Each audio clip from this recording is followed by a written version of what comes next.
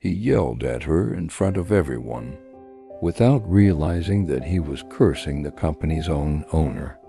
The people who witnessed that scene never forgot what happened in that corridor lit by cold lights on that seemingly ordinary morning. Donna Lucia was just going about her routine, gloves in hand, a bucket of water beside her, and a worn rag she wrung with the experience of someone who's been doing this for years. Her gestures were calm, her silence constant, the kind of silence that bothers those in a hurry, those who shout, those who need to exert power at every moment. The floor was almost clean when Maurice entered. Dark suit, red tie, tense face, inflated ego. He was the sales manager, one of the most feared employees. He yelled at interns, mistreated secretaries, and ignored doormen. And that morning, his fury found a new target, a 62-year-old woman bent over with her hair tied up in a tired look. "This is a disgrace. This is how you clean, right? Grandmother's house. It's tarnishing the company's reputation." The words were thrown like knives. They echoed through the hallway and hurt more than many realized. Some employees stopped, embarrassed. Others pretended not to hear. And she didn't answer. He just lowered his head. But what no one there knew was that the lady in a blue uniform and with discreet steps was not just another cleaning employee. She was the owner of the company, the founder, the woman who decades started that empire with her own hands. But tired of surrounding herself with sycophants and phony advice, she decided to do something that few in the world would have the courage to do. She returned to her own company as a cleaner, disguised, anonymous, silent. She wanted to see the truth. I wanted to understand how leaders treated the invisibles. I wanted to find out who the arrogant ones were and who still remembered what respect is. Donna Lucia didn't care about the dust on the floor, but he couldn't stand the dirt hidden in the attitudes of powerful people. And that day, she saw everything she needed to see. Mauricio's shout was more than disrespectful. It was the final revelation of a sick system, of rotten leadership, of a man who thought he was superior because he wore a tie. She listened silently, but his heart at that moment broke in two, half pain, half decision, because from that moment on, nothing would be the same again. What happened in the following days shook the company's structure. It changed the fate of dozens of employees, and it taught a lesson that no MBA or leadership book ever could. Why Mrs. Lucia, the woman many ignored in the hallways, was much more than his worn shoes and calloused hands seemed. She carried a story, and I was about to write the most unexpected chapter of all. Donna Lucia is 62 years old. Every day, even before the first ray of sunlight touches the city's asphalt, it is already standing, has already put on her still dreaming, tied her hair in a tight bun, and donned the faded blue uniform she has carried for years like a shield. In one hand, the broom, in the other, the key to the storeroom. But what most catches her attention is not what she carries, and the serene look, discreet, almost resigned, like someone who has seen a lot of life and learned to keep quiet at the right times. Donna Lucia is one of those people who go unnoticed, and for some, this is even convenient. After all, who notices the cleaning lady when she rushes into the office? She walks through the corridors with light steps, as if she doesn't want to disturb anyone, doesn't complain, doesn't demand, doesn't confront. She just watches.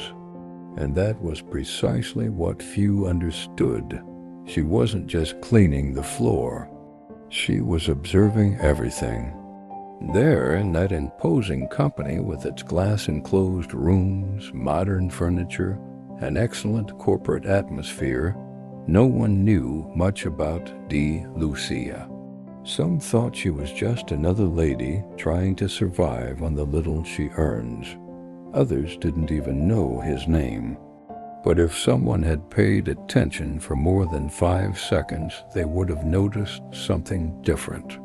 Something about the way she walked between departments, the way she stared at the paintings on the walls, especially the old black and white photographs in the conference room of a young woman standing next to the company's first project. That woman was her? Yes, Donna Lucia was not just a cleaning lady. She was the founder of that company, the mind behind it all. The woman who, decades ago, started it all with a rented room and an idea in her head. But time passed. She grew up, hired people, trusted too much, and walked away. She decided it was time to rest, to leave in the hands of her managers the responsibility of continuing what she had built with so much sweat. But something started to bother me. Rumors, muffled complaints, unfair dismissals, treated like employees being not human beings. And that's when she decided to come back, not as owner, not as boss, not as Mrs. Lucia, but as a simple cleaning lady, by own choice, for courage, for the love of truth. She wanted to see who really was who. I wanted to find out what happened when no one thought they were being watched. I wanted to feel the weight of the company I had built from the inside. And the truth she discovered was harsh, much more than I expected. She saw fake smiles in. He saw assistants being humiliated for minor mistakes. He saw security guards being ignored as if they were invisible. He saw sycophants rising and good professionals being silenced. But nothing prepared her for what happened that day, that hallway, that scream, that man, the manager, Mauricio, a name she had heard before in reports. Someone who gave results, someone efficient, someone untouchable. That morning, he was late for a meeting. And the next instant, he stepped into the lit hallway. Are you deaf, huh? Didn't you see people coming? This place is a mess. It's like you don't even know how to clean. You're ruining the company's image, you useless old woman. The sentence cut through the air like a blade. She didn't answer, just looked at him for 2 seconds. A fixed, firm, silent gaze. Mauricio, of course, didn't notice anything.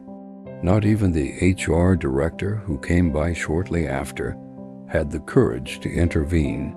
That lady for them was a cleaning lady. But what no one knew yet was that moment would be the turning point. The turning point. The day the truth would begin to come to light. And when it came, there would be no turning back. It all started on an ordinary Monday morning.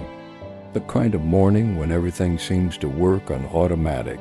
Coffee is drunk in a hurry, the elevator is full, the cell phone vibrates constantly.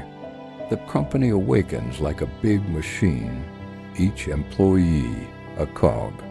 And among all there she was, Lucia, cleaning the 3rd floor hallway, alone, in silence, with her headphones off, because she preferred to hear people. It was his discreet way of observing, not out of malice, but out of instinct, and perhaps also because of some pain accumulated over the years. In that hallway, the floor gleamed. She had just mopped it. He was about to head to the next sector when he heard hurried footsteps behind him. It was him, Mauritius. Loose tie, the tense typical face, results manager, cell phone in hand. The one who only greets those who can further his career. One who prides himself on his efficiency, even if it means stepping on others. He barely looked at the ground. He slipped a little, nothing serious, but enough to wake up what was already about to explode. He turned abruptly, and in front of everyone who passed by, he shouted, "You didn't clean up properly here, you incompetent. You're tarnishing the company's image." His voice echoed through the floor. Some heads turned, others quickened their pace, pretending not to see, because that's what often happens. People see, but they remain silent. They feel, but they don't react. Lucia, standing still, held the cloth tightly, the eyes teary, but not out of fear, not even out of shame, of sadness. A sadness that only those who have built something with their own hands can feel, seeing everything disrespected inside. She just lowered her head. He didn't answer, defend himself. He didn't shout back. Bothered Mauricio. He didn't even more. Because arrogant people hate the silence of those who are stronger than they imagine. But what he and everyone there, they didn't know. It's just that lady with the faded uniform and calloused hands was the real owner of the company. Yes, the founder. The woman who had created that company years ago, when she still faced prejudice for being a woman, for being poor, for daring to dream. She beat them all. He built an empire with honesty, values, and humanity. And when he retired, he thought he had left everything in good hands. But little by little, rumors began to emerge. Verbal harassment, mistreatment, lack of empathy. The culture she had fought so hard to cultivate was rotting.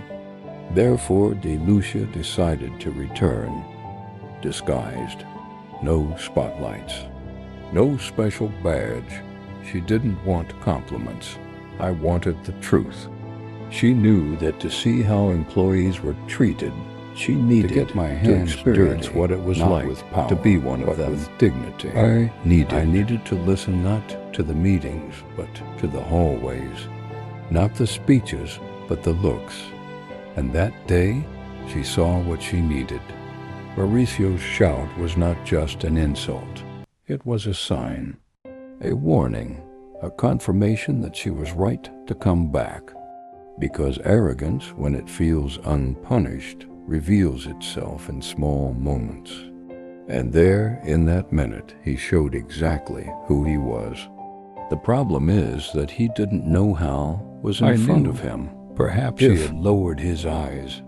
Perhaps I would have chosen silence. Or perhaps he would have shown even more venom, because that's what happens when power and insecurity go hand in hand. But now it was too late, because that night Lucia would make a decision. Simple, direct, firm, and the next day, nothing would be the same again. The next morning, the company environment was different. The hubbub in the hallways was quieter. The conversations cut off. The smiles had changed, even if no one knew exactly what. An unexpected email arrived at 7:12 in the morning. Mandatory general meeting. Main conference room. 8 a.m. sharp. All managers must be present. Nothing more was said. The message came from the company's president, but was unsigned. It was enough to generate distrust, speculation, and a certain fear. Mr. Mauricio, the sales manager, arrived as usual, tense, hurried, chewing the end of a cheese bread roll. He didn't know that would be the day his mask would completely fall. 8:02 a.m. The conference room was full. More than 50 people, leaders, supervisors, directors, the kind of people who tend to walk around with their chins up and a look of superiority. But that day, everyone seemed smaller. And then she walked in, Lucia. Same posture as always, same blue uniform, same serene expression, like someone who has seen the best and the worst of humanity. Only this time, through the back door. She didn't come in. It didn't even go straight to cleaning the corners. She went straight to the main chair at the head of the table. Everyone looked. Some frowned, others whispered.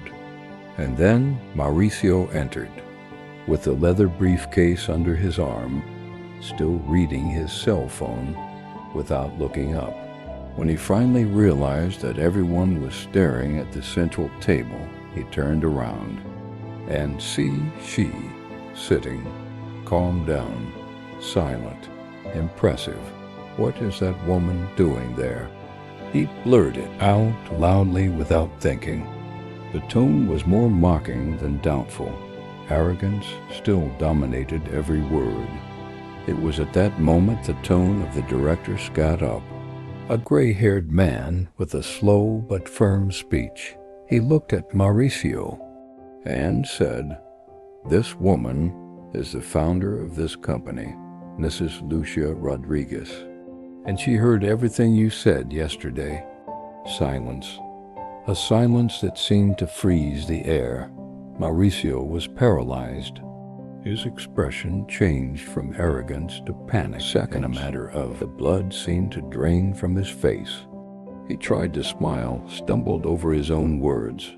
Mrs. Lucia? I didn't know. You see, I thought that she was just a cleaning lady. Just a cleaning lady. The words echoed like a punch to the soul of everyone there, but Lucia didn't change. She remained seated, straight posture, steady eyes, and with the same calm she had when wringing out a wet cloth, she said, "The uniform I wear doesn't change who I am. Others, but the way you treat exactly who you are." No one dared to breathe loudly. At that moment, it was no longer just about Mauricio. It was about everyone who, at some point, remained silent in the face of injustice. About everyone who treated the doorman badly because he was sleepy, who ignored the waitress because they were too busy, who looked over their shoulder at whoever was cleaning the floor they were walking on. Because the truth is that there are many Mauritiuses out there, and few have the courage to face them head on like Lucia did. She continued, "For weeks I walked around this company invisible to your eyes, and I saw more than reports show. I saw who smiles only at those above. I saw who steps on those who cannot defend themselves. And I saw those who think that power justifies cruelty. Some lowered their eyes, others felt ashamed, some even trembled." Mauricio tried once more. I was just stressed. I didn't mean to offend. Came off gently and firmly at the same time. Lucia, the way you treat someone who can't offer you anything is what says who you really are. At that moment, something changed. She stood up. He paused. He looked at everyone, one by one, and he said, "This company was born to be more than profit. She was born with a purpose, and whoever doesn't know how to respect people can't lead anyone." The decision came right there. Mauricio was removed from office. No room for rehearsed excuses. No corporate theater. But the impact of that meeting went far beyond a dismissal. That week, the company changed. Reviewed policies. He listened to the base staff. Created a direct channel with the most neglected sectors. And, most importantly, he relearned how to listen. Donna Lucia, in turn, returned to anonymity shortly afterwards. No interviews. No videos, no tributes. She didn't want fame. I just wanted to see who deserved to be there. Mauricio was immediately removed like a silent bolt spread through. Some celebrated silently, others feigned surprise, but deep down, everyone knew that moment wasn't just about justice. It was about an awakening. The story spread. It started on the internet, arrived at the messaging group, and within a few hours he was out of the company, on the internet, in the forums, in the profiles of people who have never even set foot there. Because what happened in that meeting wasn't just about one company. It was about real life, about respect, about dignity, and about an invisible woman who refused to accept injustice. Lucia never returned to that room, not even to the main chair, not even to the corridors.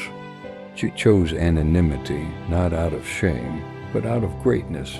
She didn't want tributes, plaques, videos. I just wanted to know with my own eyes who deserved to be there, who still remembered that a person's value is not in their position, but in the way she treats others. Something changed. After that day, maids began to be called by name. The cleaners started receiving "good morning" with eye contact. The guards heard for the first time, "Thank you for your work." Small actions, but giants in meaning. Because when the truth comes out, she transforms. Lucia did not destroy the company. She rebuilt her heart.